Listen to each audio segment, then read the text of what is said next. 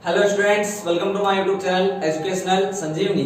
My self Rishabh Singh और आज अपन पढ़ेंगे रेखीय आवर्धन के बारे में। किसके बारे में? रेखीय आवर्धन के बारे में अपन पढ़ेंगे। तो देखो, पहले मैंने आपको पीछे वाले लेक्चर के अंदर कौन सी बातें बताई थी वो मैं एक बार आपको दोबारा बता देता हूँ। तो अपन ने जो पिछला लेक्चर जो अपना था, पिछला जो अपना वीडियो था, पिछली जो अपनी क्लास थी, उस क्लास में अपन ने पढ़ा था दर्पण समीकरण यानी दर्पण सूत्र के बारे में। जो हमें मिला था 1/f बराबर 1/v प्लस 1/u, जहां f, v और u के बारे में मैंने बता दिया था। f है फोकस दूरी, v होता है प्रतिबिंब की ध्रुव से दूरी और u होता है वस्तु की ध्रुव से दूरी। ये आपने पिछले लेक्चर के अंदर देखे लिया था। फिर मैंने आपको एक बात बताई थी कि जब आप डेरिवेशन कर रहे थे तो समीकरण आपकी कौन सी आती है, तीसरी जो समीकरण आती है वो बहुत ही ज्यादा इंपॉर्टेंट थी, उसका अपन यूज लेंगे। ये मैंने आपको उस वीडियो के अंदर बताया था। ठीक है, तो देखो ये था अपना वो डायग्राम जिसकी हेल्प से अपन ने क्या निकाला था, दर्पण सूत्र निकाला था।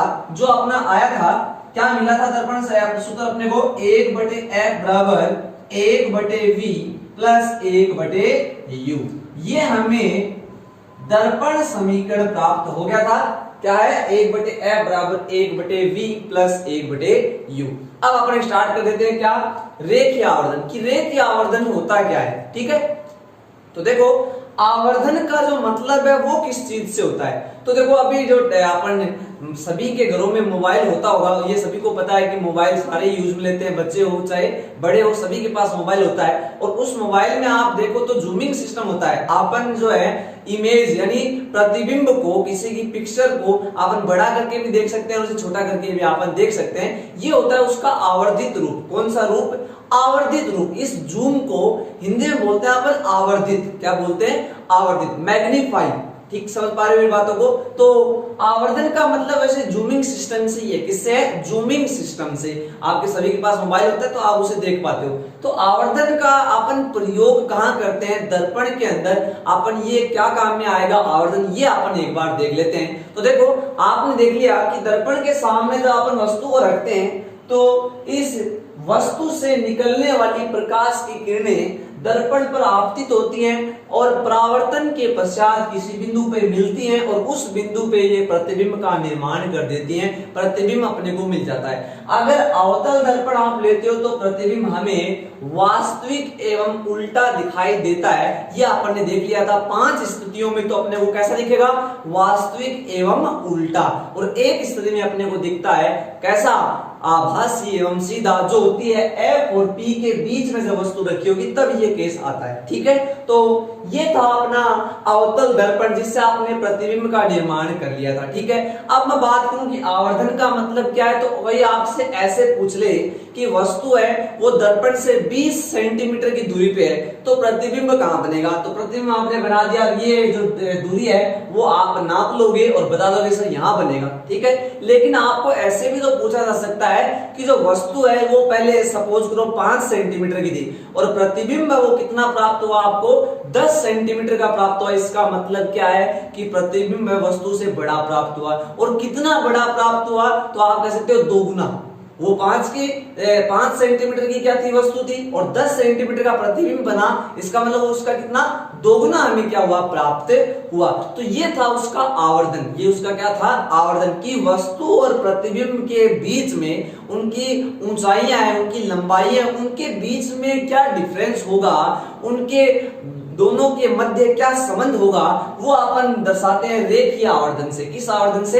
रेखीय आवर्धन से। अब 12th क्लास के अंदर जो अपन बात करें तो अपने रेखीय आवर्धन ही दे रखा है, लेकिन जब आप उच्च कक्षाओं के अंदर पढ़ोगे तब आप देखोगे कि एक आवर्धन और है जो अपने काम में आता है। इन्हें बेसिकली 2 प्रकार के आवर्धन अपन काम में लेते हैं वैसे तो, एक तो अनुप्रस्थ और एक अनुदैर्ध्य। लेकिन अभी 12th क्लास के अंदर आपकी एक ही है, कौन सा? रेखीय आवर्धन। तो वो अपन सबसे पहले डील कर लेते हैं। ठीक है, चलो स्टार्ट करते हैं। रेखीय आवर्धन। रेखीय आवर्धन का काम क्या है मैंने आपको बता दिया।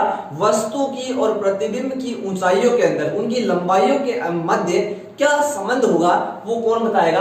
रेखीय आवर्धन बताएगा। ठीक है, तो सबसे पहले देख लेते हैं इसकी डेफिनेशन क्या होगी कि रेखीय आवर्धन होता क्या है, वो अपन सबसे पहले देख लेते हैं। तो रेखीय आवर्धन क्या होगा, तो आप ध्यान रखोगे क्या, किसी दर्पण से प्राप्त होने वाले प्रतिबिंब की ऊंचाई तथा बिंब यानी वस्तु की ऊंचाई का जो अनुपात है वो क्या कहलाता है?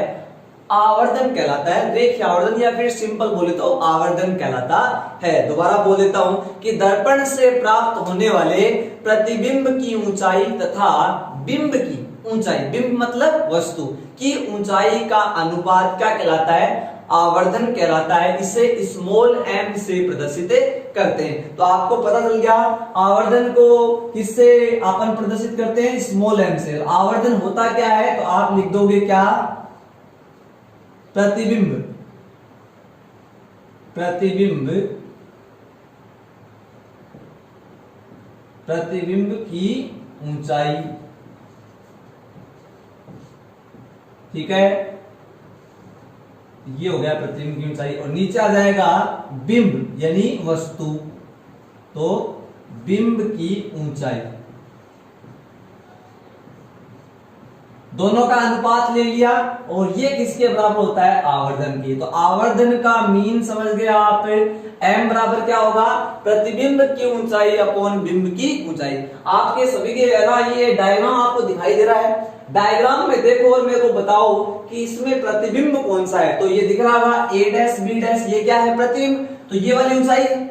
और वस्तु कौन सी है? तो ये वस्तु है, ठीक है क्या? चलो इन्हें मान लो आप। चलो इसे मैं h डैश से लिख देता हूं और इसे लिख देता हूं मैं h से, कि वस्तु की जो ऊंचाई है, हाइट जो है, हाइट मतलब ऊंचाई, तो वस्तु की ऊंचाई है वो h है और प्रतिबिंब की कितनी है? h dash. इसका मतलब m बराबर क्या आ जाएगा बताओ? तो m बराबर आ जाएगा h डैश अपॉन h, ठीक है क्या? चलो अब कई बार इसे ऐसे भी लिख देते थे, वो सिंपल याद रखोगे आप कि प्रतिबिंब, प्रतिबिंब को इंग्लिश में क्या बोलते हैं? इमेज यानी आई अपॉन वस्तु, वस्तु को क्या बोलते हैं? ऑब्जेक्ट यानी ओ। तो आई अपॉन ओ, तो m बराबर हो गया आई अपॉन ओ यानी आई, और नीचे बटे में आप लिख दोगे ओ, या फिर h डैश और अपॉन में h। ये क्या हो गए? आपके फॉर्मूले हो गए किसके? आप कह सकते हो किसके? आवर्धन की। किसके? आवर्धन। देखो मैं आपको ये एग्जांपल्स के जरिए ज्यादा ढंग से समझा पाऊंगा, क्योंकि ऐसे समझने आते थ्योरेटिकल पोर्शन है, आपके ढंग से समझ में हाँ ये बातें आ जाएंगी। और m बराबर अब आप क्या लिख सकते हो? देखो सिंपल बोले तो आप कह सकते हो h डैश अपॉन h, या फिर i अपॉन o, या फिर सिंपल ऐसे भी तो बोल सकता हूं a dash b dash upon ab। देखो बात सही है क्या? a dash b dash upon a dash b dash यानी ये प्रतिबिंब हो गया और ये हो गई वस्तु। तो ये भी एक फॉर्मूला बन गया, ठीक है क्या? यहां तक चलो। अब देखो मैं m का जो मान है वो निकालने की कोशिश करूंगा एक अलग रूप में। देखो ये भी किसका फॉर्मूला है? आवर्धन का। आवर्धन के कुल मिला के अपन 5 फॉर्मूले देख लेंगे अलग अलग तरीकों से, जिससे एग्जाम में कोई न्यूमेरिकल आता है तो आपको आसानी हो, ठीक है? तो ये अपने 3 बेसिक फॉर्मूले हो गए। इनका अपन ऐसे कैसे लिखने का तरीका अलग अलग है, लेकिन है ये एक। चलो इसके आगे अपन चल देते हैं बात। देखो a dash b dash upon ab यानी प्रतिबिंब बटे में क्या है? ऑब्जेक्ट। यही तो है, यानी वस्तु है, बिंब है। तो ऊपर प्रतिबिंब, नीचे क्या है? बिंब। अब देखो ध्यान से देखना, ab दिखाई दे रहा है सारों को, a डैश b डैश प्रतिबिंब दिखाई दे रखा है। ये वाला त्रिभुज सभी को दिख रहा है abp, ये वाला सभी को दिख रहा है, ये first abp। a dash b dash p भी सभी को दिखाई दे रहा है क्या? आपको पता है ये त्रिभुज क्या है? समरूप है, इसलिए भुजाओं का अनुपात क्या होगा? समान होगा। इनकी संगत भुजाओं का अनुपात क्या होगा? बराबर होगा। तो आप यहां लिख दोगे त्रिभुज a b और p। ये बातें अपन कल कर चुके हैं। a b p समरूप है a डैश b डैश और p। या आप जानते हो, ये आप पहले पढ़ चुके हो। चाहे इसे पहले लिख दो उसे बाद में लिख दो, एक ही बात है। चलो मैं इसे पहले लिख देता हूं, उसे बाद में लिख देता हूं, ठीक है क्या? चलो अब बताओ संगत भुजाओं का अनुपात। इसकी भुजा ले लेते हैं अपन कौन सी? a डैश b डैश, और उसकी ले लेते हैं कौन सी भुजा? ये हो गई ab। यहां तक बातें सही हैं। चलो नेक्स्ट इसकी जो भुजा है वो आप ले लो b dash p, b dash p, और नीचे उसकी आ जाएगी फिर क्या? bp। इसका आधार लिया है तो उसका भी आधार ही आएगा bp, ठीक है क्या? अब याद करो ये वाली जो दूरी होती है वो कितनी होती है? u, और ये वाली ये b होती है। चिन्ह परिपाटी के साथ रख दोगे आप तो चिन्ह परिपाटी से। बोलो B dash P is equal to minus B, ठीक है क्या, और BP is equal to minus U. ये मैंने बताया था आपको, दोनों इस साइड है इसलिए दोनों ही क्या होंगी, माइनस में होगी। चलो अब ये वाले दोनों मान आप यहां रख दोगे तो बताओ A dash B dash upon A B की जो वैल्यू है वो कितनी आ गई, minus we upon minus U. यहां तक बातें सही है कि नहीं है? यह आपकी किसकी वैल्यू आ चुकी है, ये आ गई है A dash B dash upon A B की वैल्यू, ठीक है क्या। चलो अब देखो आप मेरे को एक बात ये बताओ कि चाहो तो आप A dash B dash upon A B की वैल्यू भी चिन्ह परिपाटी के साथ लिख सकते हो, तो वो भी लिख दो। चलो ए डैश अभी मैं लिख देता हूं, देखो ए डैश बी डैश कितना है बताओ, ए डैश बी डैश वो है एच डैश। अब एक बात और, चिन्ह परिपाटी लगा रहे हो तो एच डैश का मतलब कि नीचे की साइड, अब पता है ऊपर की साइड प्लस वाई, नीचे की साइड माइनस वाई, इसका मतलब ए डैश बी डैश बोले तो माइनस का एच डैश, ठीक है क्या। और ए बी बताओ, ए बी यानी वस्तु की ऊंचाई एच है लेकिन चिन्ह परिपाटी से ऊपर की साइड प्लस एच, ठीक है क्या। ये बातें आपके समझ में आ गई। चिन्ह परिपाटी से ए डैश बी डैश का मान लिख दिया, नहीं लगाई है मैंने चिन्ह परिपाटी ऊपर काम में नहीं लिए, ए डैश बी डैश का मान लिख दिया, ए बी का मान लिख दिया, बी डैश पी का मान लिख दिया, बीपी का मान लिख दिया। अब ये सारे मान यहां रख दोगे तो क्या आ जाएगा, देखना ये आ जाएगा एच डैश अपॉन एच, और एच डैश है माइनस का, ठीक है क्या, और माइनस वी अपॉन यू। यहां से देखो माइनस से माइनस कट जाएगा, एच डैश अपॉन एच की जो वैल्यू है वो आप कैलकुलेट कर लेना, माइनस के वी अपॉन यू आ जाएगी। ये वाला माइनस इन बचेगा, उधर चला जाएगा तो ये माइनस इन, ठीक है क्या। एच डैश अपॉन एच की वैल्यू कितनी आ गई, माइनस वी अपॉन यू आ गई। तो चलो बताओ आपके जो फॉर्मूले हैं वो कितने आ गए हैं एम के, तो आप एम के कुछ फॉर्मूले हैं वो आप अब देख लोगे कि एम इज इक्वल टू क्या क्या आ गया, बोलो। पहला आया H dash upon H, I upon O से भी बोल सकते हैं। Next minus we upon U, ये देखो, अरे यहां देखो एच डैश अपॉन एच की वैल्यू किसकी इक्वल होती है, माइनस वी अपॉन यू। ये आपने निकाला है इस त्रिभुज और इस वाले त्रिभुज से, यानी इस चित्र से आपने ये एक नया फॉर्मूला बनाया minus we upon U. Important ये कुछ फॉर्मूले हो गए आपके जो आपको बहुत ही ज्यादा याद रखने हैं, तो इन पे इंपोर्टेंट लगा लोगे आप, ठीक है। एम बराबर आवर्धन, एम बराबर H dash upon H, I upon O, minus we upon U, ठीक है क्या। चलो अब चल देते हैं अपन आगे, तो मैं इन्हें रफ कर देता हूं, ये एक फॉर्मूला छोड़ूंगा केवल मैं।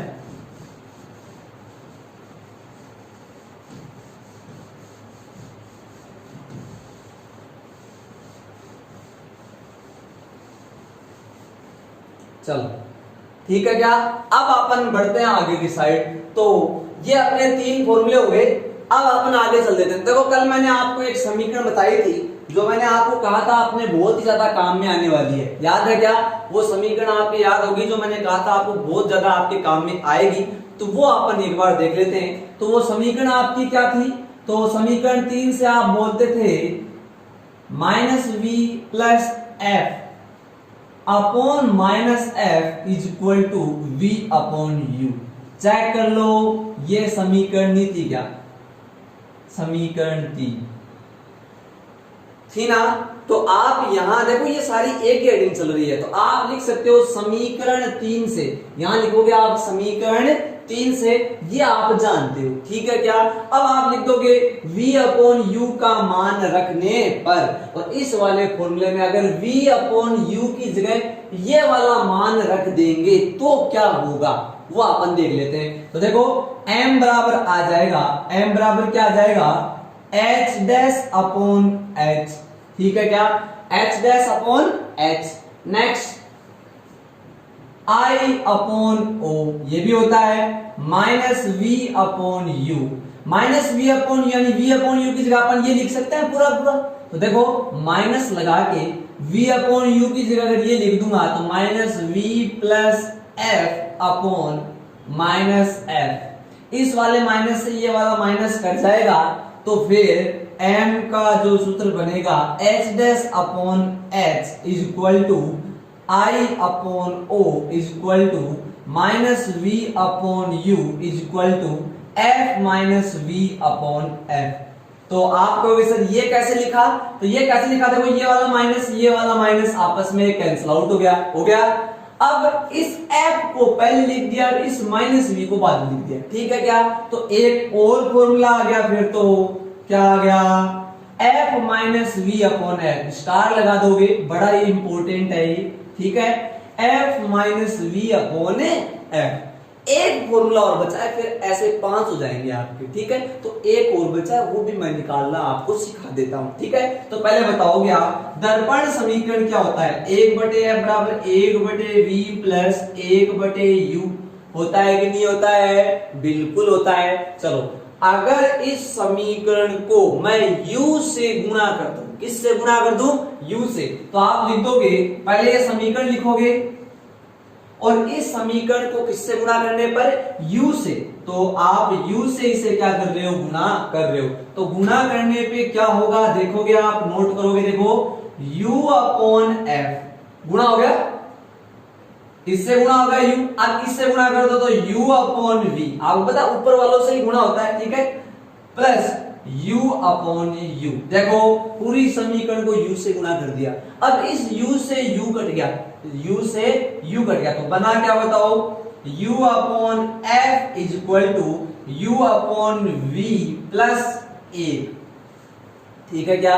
इस एक को इधर ले आओ तो फिर क्या होगा, इस एक को इधर लाने से तो u अपॉन f माइनस 1 बराबर u माइनस v, बोलो सही है क्या। यहां आप ले लो एलसीएम, लघुत्तम ले लो आप, तो लघुत्तम लेने से क्या फर्क पड़ेगा बताओ, तो आप कहोगे लघुत्तम आ गया इसका क्या, f, तो f को f से डिवाइड कर दोगे, भाग दे दोगे तो u बच जाएगा, और एक नीचे एक लगा के लिखोगे तो ये f आ जाएगा, ठीक है क्या। और आगे आ जाएगा क्या, u अपॉन v, अपने को v अपॉन u निकालना है, न कि u अपॉन v, बोल रहे हो, समझ में आ रही है बातें। तो आप क्या करोगे, इसका उल्टा कर दोगे, व्युत्क्रम, व्युत्क्रम बोलते हैं हिंदी में, व्युत्क्रम लेने पर या व्युत्क्रम करने पर, दोनों पक्षों का व्युत्क्रम लेने पर, तो आप जब इसको उल्टा कर दोगे तो f upon u minus F is equal to आ गया v अपॉन u, बोलो सही है क्या, सही है। ये वाला मान भी आप यहां लिख सकते हो।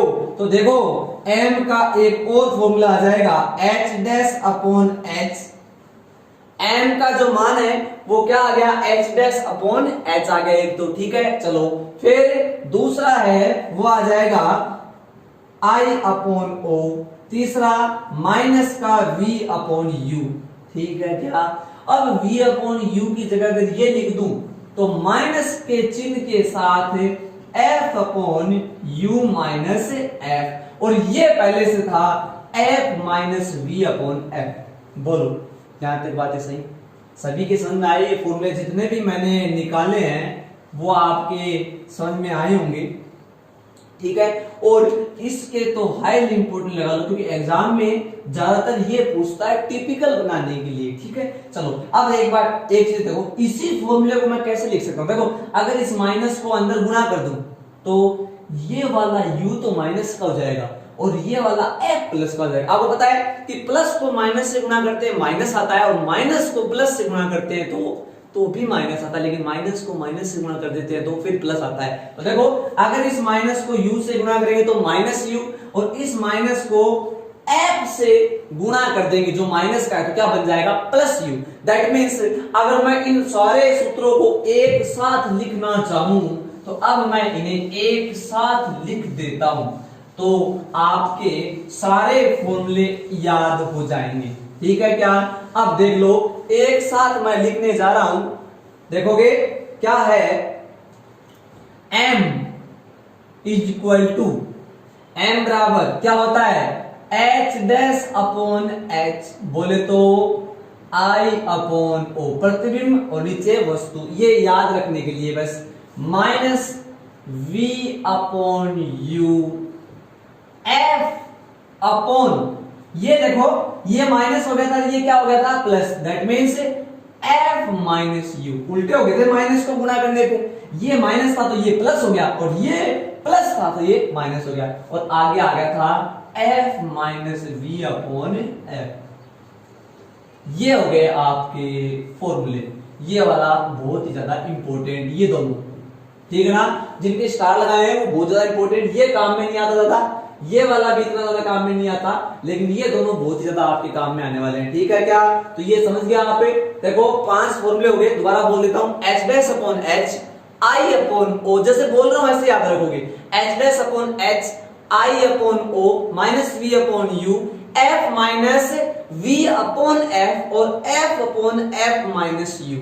दोबारा बोल देता हूं, h dash upon h I upon o minus v upon u, f upon f minus u, f upon f minus u, f minus v upon f, ये हो गया आपके फॉर्मूले, ठीक है क्या। चलो अब न्यूमेरिकल से रिलेटेड कुछ पॉइंट्स हैं जो आपके केवल न्यूमेरिकल में ही काम में आएंगे, वो मैं आपको यहां लिखवा देता हूं कि आपके न्यूमेरिकल में क्या क्या बातें काम में आने वाली है, वो अपन एक बार देख लेते हैं। चलो तो नोट के अंदर कुछ बातें हैं वो अपन देख लेते हैं। चलो अब अपन बात करते हैं नोट्स में कुछ इंपोर्टेंट बातों की जो आवर्धन से भी है ना रिलेटेड है और VUF से भी रिलेटेड है, ठीक है क्या। चलो देखोगे आपको ये न्यूमेरिकल में याद रखने हैं, जैसे जैसे आप पढ़ोगे वैसे वैसे आपका माइंड शार्प होगा और आप चीजों को सीख पाओगे, समझ पाओगे, ठीक है। चलो देखो सबसे पहले मैं आपको बताता हूं, एक सारणी आपको याद रखनी है जिससे आपके कुछ पॉइंट्स हैं वो जल्दी क्लियर हो जाएंगे भी। ये एक सारणी बना लेता हूं मैं, अवतल और इधर लिख देता हूं मैं उत्तल, ठीक है क्या। अब आपने याद हो तो अवतल में 6 स्थिति पड़ी थी, याद है क्या, 6, 5 में वास्तविक बनता है प्रतिबिंब और 1 में आभासी बनता है और उत्तल में 2 स्थितियां पड़ी हैं, दोनों में ही आभासी बनता है, ठीक है, याद होगा सभी की। चलो वो बातें याद है तो आपको पोर्शन थोड़ा सा आसान लगेगा। ये 3 कॉलम हो गए, इन कॉलम से न्यूमेरिकल बड़ी आसानी से आपके हो जाएंगे। अब देखो अवतल के मैं 2 हिस्से कर लेता हूं, ठीक है ना, 2 हिस्से क्यों, एक हिस्सा बताएगा आपको वास्तविक के बारे में, वास्तविक लिख देता हूं प्रतिबिंब, यहां वास्तविक प्रतिबिंब बनेगा उसकी स्थिति चलेगी और एक स्थिति बनता है आभासी, तो उसे भी अपन देख लेते हैं। और इसमें आभासी बनता है तो चलो वो लिख ही देता हूं मैं, इसमें हमेशा ही कैसा रहेगा, आभासी रहेगा, तो दिक्कत वाली बात नहीं है, ठीक है। चलो अब सबसे पहले बात कर लेते हैं V की, किसकी, V की। हाँ तो V अवतल दर्पण में V का मतलब क्या है, प्रतिबिंब की दूरी होता है, सभी को पता है। अब बताओ अवतल दर्पण में जब वास्तविक प्रतिबिंब बनेगा तो V किधर होगा, प्रतिबिंब किधर बनेगा, तो याद रखो ये देखो ये था आपका अवतल दर्पण, था ना, ये अवतल था और उत्तल का छोड़ दो, उसमें सब कुछ आभासी होता है, उसका काम नहीं है। अवतल इस साइड वस्तु है, इधर ही अगर क्या बन जाए, हाँ इधर क्या बन जाए, प्रतिबिंब बन जाए, तब तो आप कहोगे प्रतिबिंब वास्तविक है, पीछे बन गया तो आभासी है। क्लियर है, ये बातें सभी को पता है। अब इधर बना इसका मतलब क्या, लेफ्ट साइड में, और ये मूल बिंदु है और मूल बिंदु की इधर की साइड माइनस, तो V का मान माइनस होता है, क्या होता है, माइनस। याद रखोगे V का मान अवतल में वास्तविक के केस में माइनस लेना है, ठीक है क्या। चलो अब चल लेते हैं आभासी। आभासी का मतलब प्रतिबिंब किधर बना, पीछे, और पीछे देखो पीछे, पी से पीछे और पी से प्लस, याद रख लेना, पी से पीछे और पी से प्लस। तो आभासी प्रतिबिंब पीछे बनते हैं, दर्पण के पीछे, इसका मतलब ये वाली दूरी आ जाएगी आपकी प्लस। ठीक है क्या? चलो अब बताओ इसमें, तो इसमें भी आभासी बनते हैं, आभासी मतलब पीछे यानी प्लस। ठीक है, तो v के मान चिन्ह परिपाटी में माइनस प्लस और प्लस लोगे। ठीक है, चलो सीख जाओगे बाकी। u अपन देख लेते हैं। तो u का मान, वस्तु किधर रखी होती है, वस्तु दर्पण के सामने। आप जब शीशे में अपना चेहरा देखते हो तो शीशे के सामने खड़े होते हो, क्या शीशे के पीछे खड़े होते हो? पीछे कोई नहीं खड़ा होता, कहां खड़े होते हैं? सामने। तो उत्तल हो अवतल हो कोई भी हो, अगर आपको चेहरा देखना है दर्पण के सामने खड़ा होना पड़ेगा, और सामने अगर आप खड़े होगे तो इसका मतलब क्या है, माइनस, क्योंकि आप इस साइड हो, उस साइड नहीं हो। समझ पा रहे हो बातों को? तो आप क्या लोगे बताओ, u का मान हमेशा माइनस होता है, याद रखना ना, इंपॉर्टेंट बात आ गई। u है ना, u वस्तु की दूरी सदैव माइनस होती है। कैसी होती है? माइनस। चलो अब बात कर लेते हैं f की। f है फोकस दूरी, और फोकस दूरी क्या होती है, ध्रुव की फोकस बिंदु से दूरी। ठीक है क्या? चलो अब बताओ, अवतल में फोकस किस साइड होता है? 5 स्थितियों में आगे, 1 स्थिति में पीछे। आगे का मतलब माइनस और पीछे का मतलब प्लस। तो देखो वास्तविक का इसका मतलब आगे, आगे का मतलब माइनस, आभासी यानी पीछे यानी प्लस, और आभासी यानी पीछे यानी प्लस। ठीक है क्या? चलो, यानी जो उत्तल दर्पण की फोकस दूरी है वो सदैव धनात्मक होती है। याद रख लोगे, इंपॉर्टेंट पॉइंट हो गया है ये आप लिख भी सकते हो। उत्तल दर्पण की फोकस दूरी सदैव कैसी होती है? धनात्मक। ठीक है, चलो अगला अब बात कर लेते हैं m की। m बोले तो आवर्धन, क्या? आवर्धन। याद रख लो, very very very important. m बोले तो क्या? आवर्धन। आवर्धन का मान वास्तविक के केस में ऋणात्मक लेना है, आभासी केस में धनात्मक लेना है, बस और कुछ नहीं है। क्या? आवर्धन बोले तो वास्तविक है तो ऋणात्मक और आभासी है तो धनात्मक, बस और कुछ नहीं है। याद रख लोगे, सेम फोकस दूरी के जैसा ही होता है ना? दिख रहा है, वास्तविक है तो ऋणात्मक और आभासी है तो धनात्मक। ठीक है क्या? चलो, तो ये आपकी एक छोटी सी, बाकी देखो याद, वो ऊंचाइयों का अनुपात है वो आपकी याद हो जाता है, वो मैं सिखा दूंगा, लेकिन ये आपका एक पॉइंट था। ठीक है, सभी की याद रहेगा, ऐसा ही है, ये आपको याद रखना है। चलो अब आगे चल देते हैं, एक पॉइंट और देख लेते हैं। तो ये फर्स्ट पॉइंट था आपका, अब चल देते हैं अपन सेकंड पॉइंट। यहां देखोगे m का मान 1 है, m का मान कितना है? 1। देखो मैं जो 1 लिख रहा हूं उसे आप एक बार ध्यान से देखोगे, मैं ये नहीं बता रहा हूं प्लस है माइनस है, उससे कोई मतलब नहीं है। आपको मैं ऐसे कह रहा हूं कि m का मान कितना आया? 1 आया। तो क्या यहां आप क्या लिखोगे? वस्तु के बराबर, वस्तु के बराबर प्रतिबिंब प्राप्त होगा, वस्तु के बराबर प्रतिबिंब प्राप्त होगा। ठीक है क्या? चलो नेक्स्ट लेते हैं, m ग्रेटर देन 1। m बड़ा है 1 से, बड़ा है तो बड़ा ही प्रतिबिंब, तो वस्तु से बड़ा प्रतिबिंब प्राप्त होगा, बड़ा प्रतिबिंब प्राप्त होगा। ठीक है, चलो नेक्स्ट, m है वो छोटा है 1 से, m क्या है? छोटा है 1 से, छोटा का मतलब छोटा ही, फिर तो आप लिखोगे वस्तु से छोटा प्रतिबिंब प्राप्त होगा। ठीक है क्या? सभी ने देख लिया? चलो ये अपना हो गया दूसरा। अब चल देते हैं तीसरे पॉइंट के ऊपर।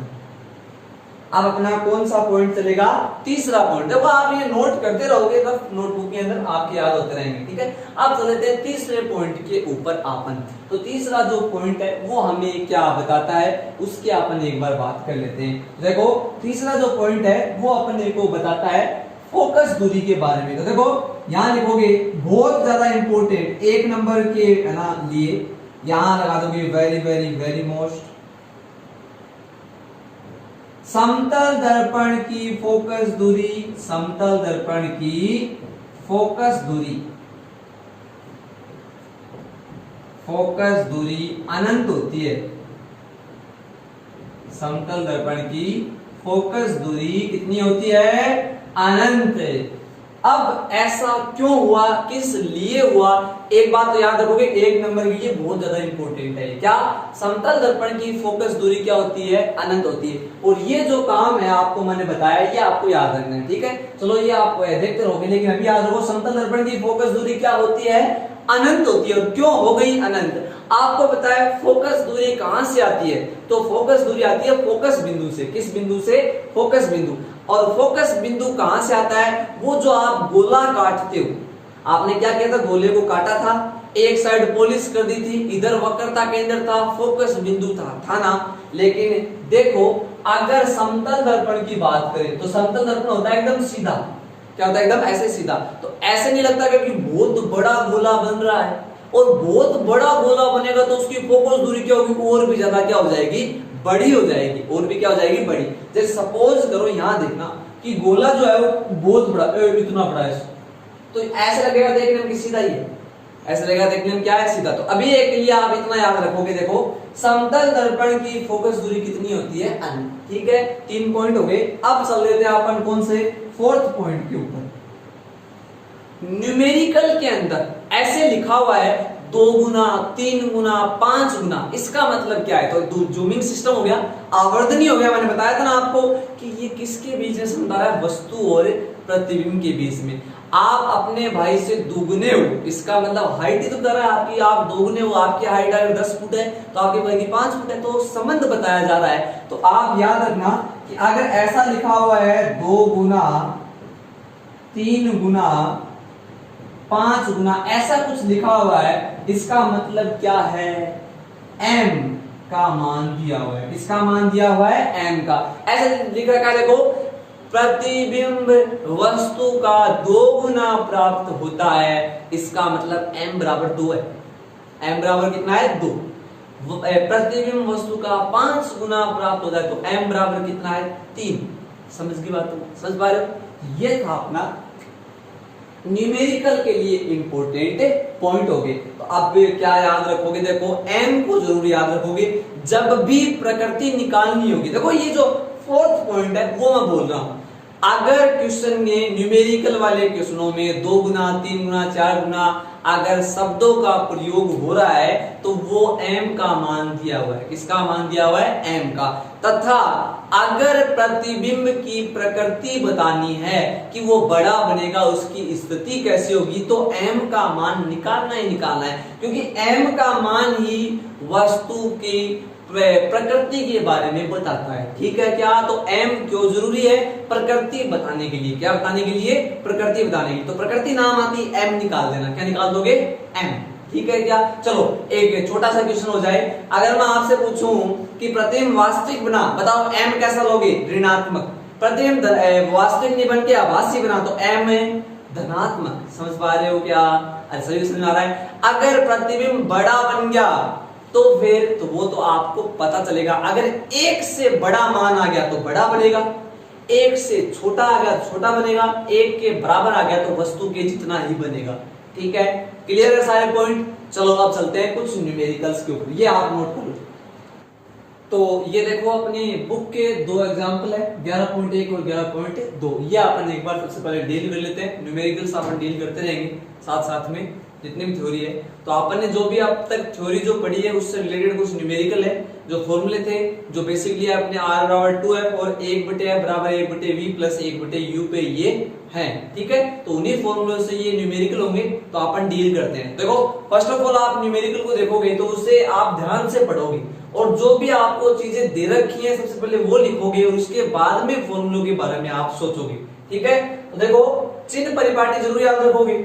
एक अवतल दर्पण की, देखो पहले मैं बात बताऊं इस न्यूमेरिकल की, तो ये न्यूमेरिकल है, आप ये समझ लो कि हर साल आता रहता है। लगभग केस में ये न्यूमेरिकल 1 नंबर में पूछा गया है और अब तक आरबीसी बोर्ड में 2012 से लेके 2019-20 तक की बात कर ले तो कम से कम ये 4 या 5 बार आया हुआ है, तो बहुत ज्यादा ये इंपॉर्टेंट है। अभी ये पिछले से पिछले साल आया था, 2019 के अंदर ये पूछा था। तो आप देखोगे एक अवतल दर्पण की वक्रता त्रिज्या 50 सेंटीमीटर है, तो इसकी फोकस दूरी कितनी होगी? तो सबसे पहले आप लिखोगे आपको कौन कौन सी बातें दे रखी हैं। ठीक है, तो आप लिखोगे गिवन डेटा के बारे में, तो आपको क्या क्या चीजें गिवन है यानी दे रखी हैं वो आप बताओगे। क्या क्या दे रखी है? तो अवतल दर्पण की बात करिए। कौन से दर्पण की? अवतल दर्पण की। और अवतल दर्पण में आपको पता है सभी चीजें लेफ्ट हाथ की साइड, इस साइड होती है, सामने की साइड, इसका मतलब माइनस में। कैसे? माइनस में। तो सबसे पहले आप आर बराबर लिखोगे। आर बराबर क्या लिखोगे बताओ? कितना आ जाएगा? माइनस का 50 सेंटीमीटर। क्यों? चिन्ह परिपाटी के साथ। ठीक है, याद है क्या? अवतल दर्पण में किस साइड होता है सारा सिस्टम, तो सब कुछ माइनस चलता है लगभग। ठीक है, फोकस दूरी कितनी होगी? तो चलो आप लिखोगे क्या, चूंकि आर बराबर कितना होता है? 2f, जानते हो ना आर बराबर कितना होता है? 2f। तो f बराबर आ जाएगा r/2 और r की जगह -50/2, तो ये आ गया -25 सेंटीमीटर।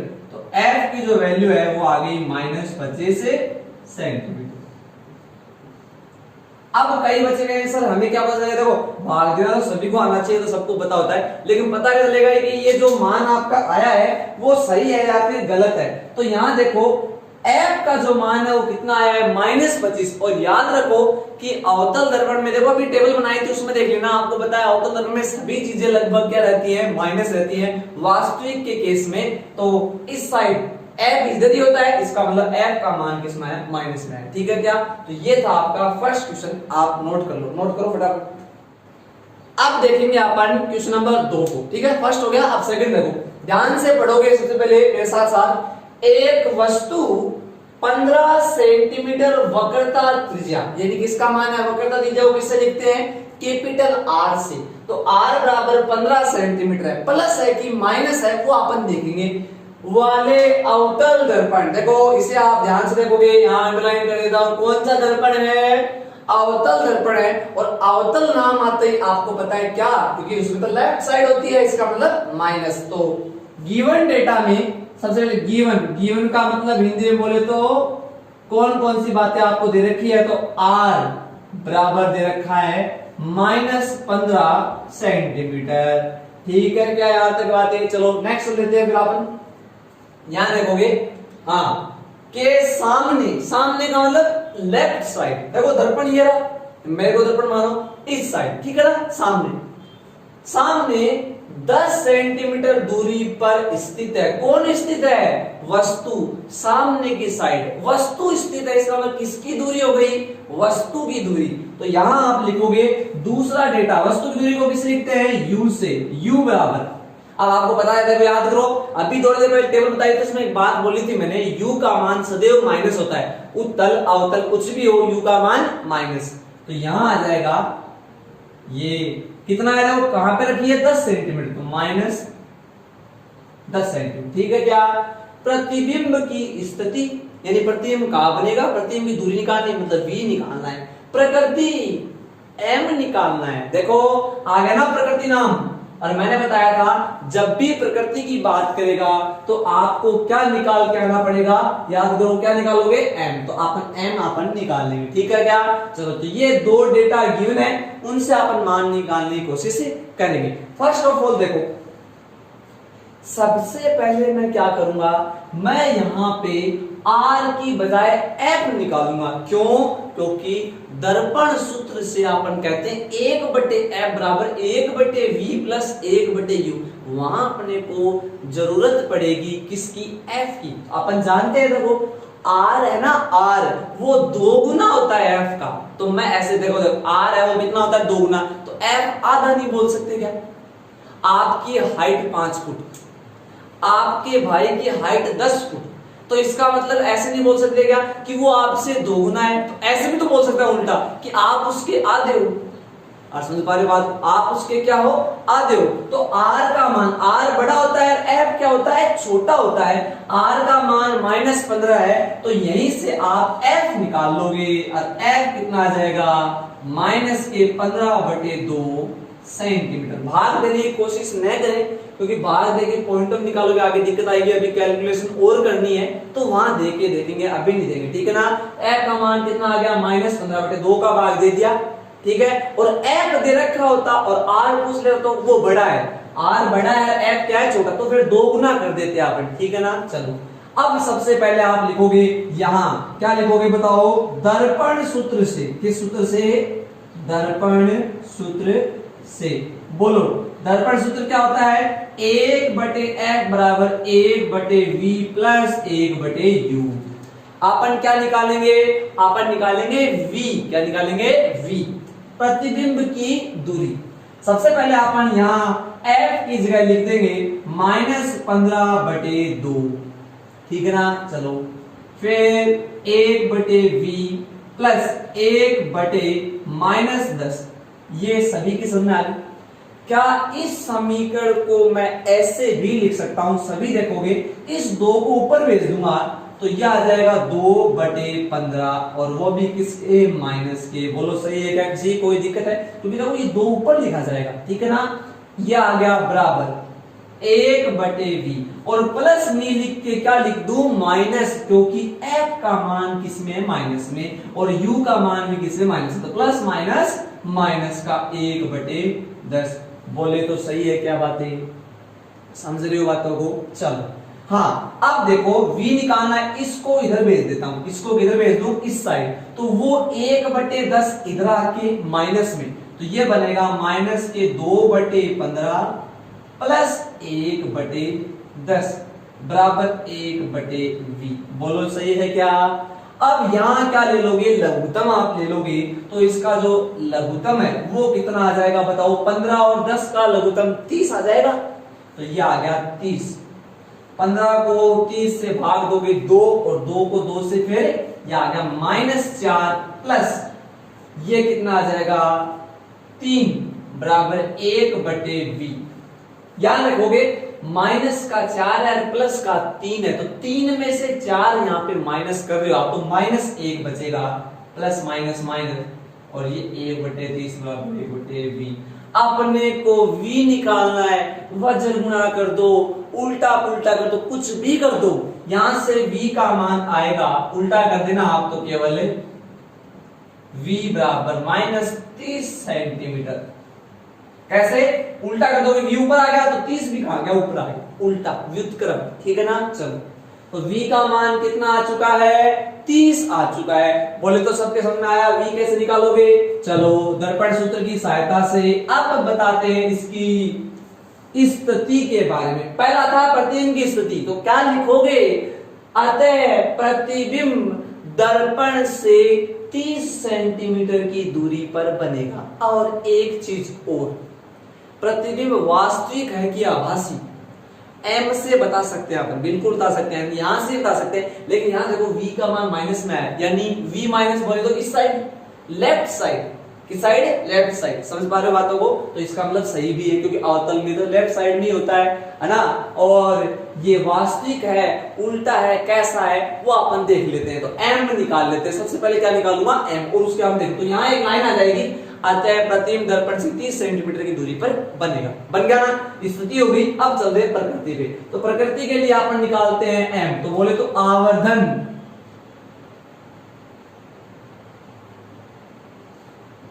आवर्धन m बराबर, बोलो 5 सूत्र थे, कितने थे, 5। h डैश अपॉन h ऊंचाइयों की बात नहीं है, i अपॉन o वो तो ये बताता है कि ऊपर प्रतिबिंब नीचे क्या है, वस्तु है, वो इतना ही बताएगा केवल।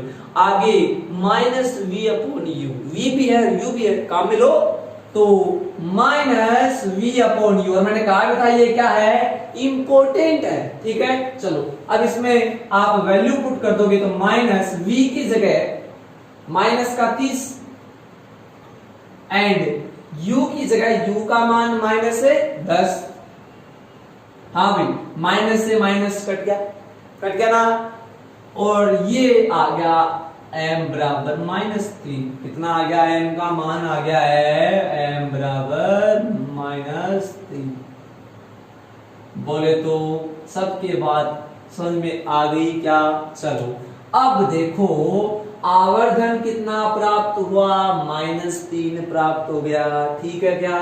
चलो अब मेरे को ये बताओ प्रतिबिंब वास्तविक है कि आभासी है? तो बोले तो आपको पता है ये बातें कि m का मान जब भी कैसा होता है, ऋणात्मक होता है तो वास्तविक, और धनात्मक होता है तो काल्पनिक। ये कैसा है, ऋणात्मक है। अब लिखोगे आप नीचे क्या लिखोगे, अतः प्रतिबिंब वास्तविक एवं, वास्तविक प्रतिबिंब कैसे होते हैं, उल्टे, तो वास्तविक एवं उल्टा प्राप्त होगा, ठीक है क्या? समझ में आ गई बात? चलो, और आवर्धन कितना है इसका, आवर्धन कितना मिलेगा अपने को, -3। अब ऐसे बोल दे, आपको सपोज करो ऐसे बोल दे कि प्रतिबिंब बड़ा बनेगा कि छोटा बनेगा। ये बात समझ आ रही है कि प्रतिबिंब है वो बड़ा बनेगा कि छोटा बनेगा, ये आपको बोला जाए तब बताओ। तो देखो m का मान माइनस तो केवल किसको बताता है, वास्तविक और आभासी को, ये सबको पता होना चाहिए। m का मान माइनस है, इसका मतलब वास्तविक और आभासी होता है, लेकिन 3 है। वैसे कितना है, माइनस को बोलो एक बार, m का मान कितना है, 3, और 3 बोले तो 1 से बड़ा, और 1 से बड़ा इसका मतलब बड़ा, वस्तु से बड़ा। तो बोलो इसकी प्रकृति में क्या लिखोगे, प्रतिबिंब वास्तविक होगा क्योंकि ये माइनस है, उल्टा होगा क्योंकि वास्तविक प्रतिबिंब उल्टे होते हैं, तथा वस्तु से बड़ा प्राप्त होगा। कैसा प्राप्त होगा, वस्तु, और कितना बड़ा, 3 गुना। कितने गुना, 3 गुना। मैंने बताया था ये कितने गुना, 3 गुना। समझ गई बात को? दोबारा देख लो, मैंने कहा था m का मान बहुत ज्यादा इंपॉर्टेंट, माइनस है इसलिए वास्तविक, ठीक है। 3 है तो इसका मतलब 1 से बड़ा है 3, अरे 1 से तो बड़ा ही होता है 3, तो इसका मतलब वस्तु से बड़ा, और 1 वास्तविक प्रतिबिंब उल्टे होते हैं तो ये उल्टा। समझ गए बात को? तो वो आ जाएगी इस लाइन। ये आपके 2 क्वेश्चन थे, हो गए। अब चलते हैं अपन तीसरे क्वेश्चन पे, ठीक है। चलो अगला जो अपना क्वेश्चन है वो है 11.4। देखो ध्यान से पढ़ेंगे क्वेश्चन को, और जो चीजें अपने को दे रखी है सबसे पहले अपन वो बातें एक बार लिखेंगे, ठीक है। सबसे पहले देखोगे एक मनोरंजन पार्क में लगे अवतल दर्पण की, देखो यहाँ पे जो बात आई है उस डायग्राम, कौन सा दर्पण है, अवतल दर्पण। कौन सा है, अवतल दर्पण, ठीक है। चलो कि वक्रता त्रिज्या कितनी है, 4 मीटर। कितनी है, 4 मीटर। तो सबसे पहले आप आंसर लगा के ये आंसर लिखा, और इसमें कौन कौन सी बातें आपको दे रखी है पहले वो लिखोगे। तो r दे रखा है आपको, क्या दे रखा है, r। तो r की वैल्यू कितनी है, वक्रता कितनी है अभी, 4 मीटर। 4 मीटर प्लस की माइनस, क्यों भाई माइनस क्यों, क्योंकि अवतल दर्पण में लेफ्ट साइड में क्या होता है, वक्रता केंद्र होता है, और अगर इस साइड में है तो माइनस, सामने की साइड तो होता है वक्रता केंद्र, पीछे थोड़ी होता है, पीछे तो उत्तल में होता है, ठीक है। तो r का मान क्या गया, माइनस। r से f निकाल सकते हो क्या, r बड़ा होता है और f क्या होता है, छोटा। क्या होता है, छोटा। तो यहां से f भी निकाल लो, इसलिए ये चिन्ह आया, इसलिए f इज इक्वल टू -4/2। इसका मतलब कितना आ गया, 2 मीटर। अरे आधा ही तो होता है f, ठीक है। चलो आगे पढ़ोगे आप मेरे साथ साथ में, पढ़ो। देखो एक बालिका दर्पण के सामने खड़ी है, भी देखो, समझ रहे हो, पीछे नहीं, सामने खड़ी है, ताकि वह अपनी, कहां खड़ी है दे रखा, ठीक है ना, ताकि वह अपनी वास्तविक लंबाई की 2.5 गुनी प्रतीत हो। समझ पा रहे हो क्या आया, 2.5 गुना। कितना, 2.5 गुना, यानी m बराबर है 2.5। मैंने बताया था न्यूमेरिकल में 2 गुना 3 गुना, इसका मतलब ये m का मान है। प्लस है कि माइनस आगे बढ़ने से पता चलेगा, अभी नहीं पता चलेगा। ठीक है, देखो प्रतीत होती है यदि प्रतिबिंब कैसा है, सीधा सीधा प्रतिबिंब मतलब वास्तविक नहीं आभासी, क्योंकि वास्तविक प्रतिबिंब उल्टे होते हैं और आभासी प्रतिबिंब सीधे होते हैं। अब ये कैसा है, प्रतिबिंब सीधा है, इस बात को नोट करोगे कि प्रतिबिंब सीधा है इसका मतलब आभासी है, यानी m का मान प्लस में लिया जाएगा, इसमें लिया जाएगा प्लस में। आगे देखो, तो यह दर्पण से कितनी दूरी पर खड़ी है, बोलो क्या इसमें प्रतिबिंब की दूरी पूछी है, क्या इसमें वस्तु की दूरी पूछी है? तो देखो वस्तु का काम कर रही है बालिका, कौन कर रही है, बालिका। इसमें क्या पूछा है, बालिका खुद कितनी दूरी पे खड़ी है, तो बालिका वस्तु है, बालिका क्या है, वस्तु। इसमें ऐसे थोड़ी ना पूछा है कि बालिका का जो प्रतिबिंब है वो कितनी दूरी पे बनेगा। अगला क्या पूछ रहा है उसे ध्यान से सुनो, यहां बालिका वस्तु का काम कर रही है, तो ये लास्ट में ऐसे, तो यह दर्पण से कितनी दूरी पर खड़ी है, और दर्पण से कौन कितनी दूरी पर खड़ा है, बालिका। बालिका तो क्या है, वस्तु, तो वस्तु कितनी दूरी पे है ये आपको निकालना है, इसका मतलब यू निकालना है, आपको क्या निकालना है, यू। ठीक है ना, चलो आपके पास f है, आपके पास m है, क्या आप u नहीं निकाल सकते? तो आपका चौथा फॉर्मूला था जो मैंने इंपोर्टेंट बताया था, याद करो कौन सा, m बराबर f upon f minus u, याद है क्या? यहां से u निकाल लेंगे, यहां से क्या निकाल लेंगे, u निकाल लेंगे। तो सबसे पहले 2.5 मान रख दिया किसका, m का। ठीक है, चलो f की जगह -2, इस वाले f की जगह -2 लिए, ठीक है क्या? चलो अब बताओ, इसको 2.5 को मैं ऐसे भी लिख सकता हूं क्या, 25/10, बोलो 25/10 लिखा जा सकता है, पॉइंट लगाओगे नीचे 10 लग जाएगा, ठीक है ना। और आगे ये आ जाएगा -2 और बटे में -2 वज्र गुणा कर दो, कौन सा गुणा कर दो, वज्र गुणा। तो देखो 25 -2 से भी गुणा होगा, 25 - u से भी गुणा होगा, तो 25 को 2 से गुणा करोगे 50 माइनस के, 25 को u से गुणा करोगे ये आ जाएगा 25u। बोलो सही है क्या? 25 को 2 से गुणा किया, आगे माइनस था माइनस, 25 को u से गुणा किया, माइनस था माइनस, ठीक है।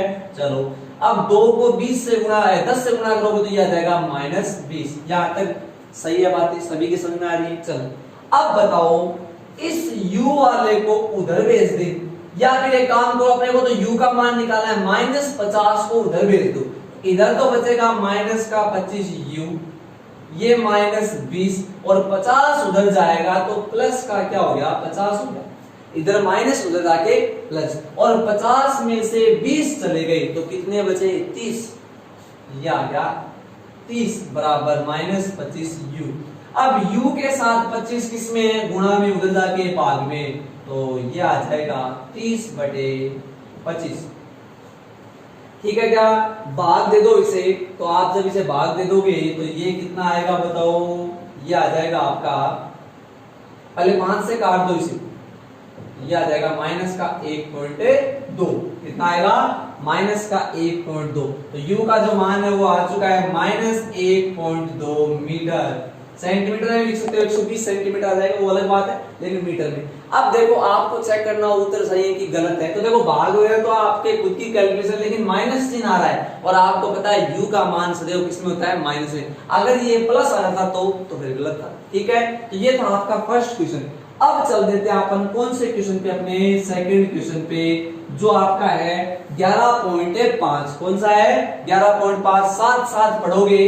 एक उत्तल दर्पण, अंडरलाइन कर लो, कौन से दर्पण की बात चल रही है, उत्तल। उत्तल की खास बात, F पीछे होता है, R आप कहो तो पीछे प्लस लोगे, F भी प्लस लोगे, मेरी बात समझ आ रही है। प्रतिबिंब सीधा और आभासी बनेगा, ये आपको बातें पता है, ठीक है। तो एक उत्तल दर्पण की फोकस दूरी F है, ये तो वो वाली बात होगी, तो आपको पोपलू बना रहा है फिर कैसे, क्योंकि फोकस दूरी ऐसे देखो 5 है 10 है, तो मान दे रखा है, इसमें मान तो दिया ही नहीं, इसमें तो क्या लिख दिया है जो आपको पता होती है, कोई बात नहीं, मान नहीं दिया तो आप लिख लोगे। देखो क्या लिखोगे, फोकस दूरी दे रखी है, फोकस दूरी कितनी दे रखी है, F दे रखी है, प्लस लू की माइनस, प्लस क्यों? क्योंकि आपको पता है कि उत्तल दर्पण में पीछे होता है फोकस बिंदु, होता है ना पीछे, और पीछे का मतलब प्लस। ठीक है, चलो नेक्स्ट। आगे जब आप पढ़ोगे तो ये देखो, एक वास्तविक बिंब, बिंब की बात कर रहा है, वस्तु है वो वास्तविक है, प्रतिबिंब की बात नहीं कर रहा, बिंब। एक वास्तविक बिंब इसके सामने ध्रुव से f दूरी पर रखा गया है। बिंब को रखा है कितनी दूरी पर? f। और बिंब का मतलब वस्तु, वस्तु को किस दूरी पर रखा है? f दूरी पर। कोई मान नहीं दे रखा, आपको f दे रखा है, तो यहां लिख दो आप वस्तु की यानी बिंब की दूरी, वस्तु की दूरी सदैव ऋणात्मक होती है। तो f तो है लेकिन माइनस लगाया है। माइनस क्यों लगाया है? क्योंकि वस्तु की दूरी u का मान सदैव ऋणात्मक होता है। ठीक है, दोनों मान लिख लिए। और प्रतिबिंब की स्थिति पूछी है, v पूछा है। क्या पूछा है? v। लगा दो कौन सा? दर्पण सूत्र। तो आप यहां लिख दोगे क्या? दर्पण सूत्र से, दर्पण सूत्र से बोलो 1/f बराबर 1/v प्लस 1/u होता है कि नहीं होता? 1/f बराबर 1/v प्लस 1/u, ये सभी को पता है, ये होता है। चलो अब आगे आप बताओगे, यहाँ पे v और u और f में से जो मान आपको दे रखे हैं सबसे पहले अपन वो लिख देंगे। जो भी मान आपको दे रखे हैं सबसे पहले अपन क्या है वो लिख लेंगे। ठीक है, तो देखो मैं यहां से मिटा देता हूं या आप नोट कर लेते हो साथ साथ में। चलो तो देखो, f की जगह फोकस दूरी कितनी दे रखी है? वो तो f ही है, तो f की जगह तो f ही लिख दिया, बराबर v निकालना है, v प्लस u की जगह माइनस f। माइनस f क्यों? क्योंकि u का मान माइनस दे रखा है। देखो न्यूमेरिकल आप जरूर अपनी रफ कॉपी में करोगे जिससे आपको ये बने। देखो देखना मत, पहले आप न्यूमेरिकल को खुद करने की कोशिश करो, पहले वीडियो को पूरा देखो, न्यूमेरिकल को खुद करने की कोशिश करो, फिर वीडियो को दोबारा देखो। अगर आपको नहीं आता तो उसी न्यूमेरिकल को आप दोबारा करने की कोशिश करोगे। ठीक है, तब जाके न्यूमेरिकल बनेगी। यहाँ पे देखो इस समीकरण को ऐसे भी लिखा जा सकता है, प्लस माइनस माइनस। ठीक है, क्या इस वाली टर्म को जो माइनस में उसे इधर भेज दोगे तो ये हो जाएगी आपकी प्लस की। सही है क्या बोलो? क्योंकि v निकालना था तो f वाली को इधर भेज दिया।